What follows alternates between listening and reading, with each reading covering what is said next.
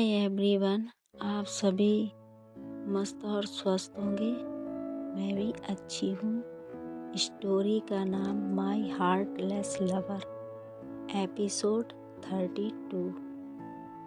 सुमन जी और अभय जी सौम्या और शुभ के पास आते हैं। सुमन जी सौम्या को बोलती हैं, यह भाग दौड़ बंद करो।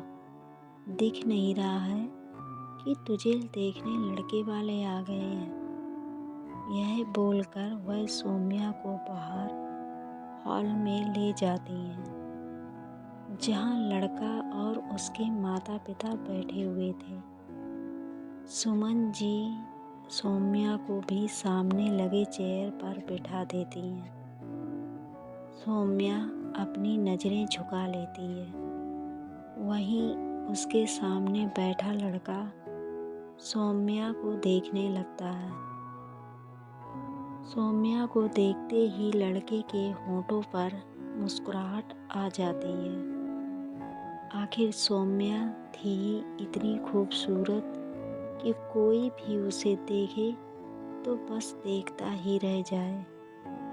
अभय जी भी वहां आकर बैठ जाते हैं और लड़के के पिता से बोलते हैं, यह मेरी बेटी सौम्या है। लड़के की माँ सौम्या को अपने पास बुलाती हैं। सौम्या जाकर उनके बगल में बैठ जाती है। लड़के की माँ फिर सौम्या के सिर पर अपना हाथ फेर कर बोलती हैं, आपकी बेटी बहुत ही खूबसूरत है। यह बोलकर वो अपने बेटे की तरफ देख कर बोलती हैं, बोल रोहन, तुझे सौम्या कैसी लगी? रोहन मुस्कुराकर कहता है, माँ मुझे भी सौम्या पसंद है।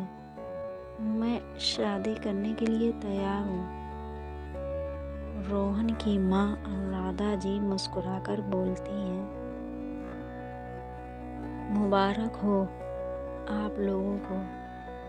पता है सौम्या से पहले हमने 10 लड़कियों को और देखा था, पर मेरे रोहन को कोई लड़की पसंद ही नहीं आ रही थी। पर सौम्या को देखते ही इसने हाँ बोल दिया। मैं बहुत खुश हूँ। मुझे भी सौम्या पसंद आ गई है। आप लोग जब चाहेंगे हम ये रिश्ता आगे बढ़ा सकते हैं, और अगर आप बोलेंगे तो हम अभी इसी वक्त मंगनी करने के लिए तैयार हैं। बस लड़का लड़की अंगूठी बदल लें, उसके बाद शादी की डेट भी निकलवा लेंगे। अभय जी अनुराधा जी की बात सुनकर मुस्कुराते हुए बोलते हैं, जी हम बिल्कुल तैयार हैं। हमें थोड़ा सा वक्त दीजिए, अभी मैं अंगूठी का बंदोबस्त कर देता हूँ। सौम्या यह सब देखकर और ज़्यादा परेशान हो जाती थी। उसे तो लगा था कि वह लड़के से बोल देगी कि वह किसी और से प्यार करती है, जिससे लड़का शादी से मना कर देगा। पर अब उसकी सगाई होने जा रही थी। उसे कुछ भी समझ नहीं आ रहा था कि वह क्या करे। अभय जी और सुमन जी तैयारी में बिजी हो जाते हैं। सौम्या वहीं बैठी हुई थी। रोहन के माँ बाप भी आपस में बात करने लगते हैं। सौम्या रोहन की तरफ देख रही थी। रोहन भी उसे देख मुस्कुरा रहा था।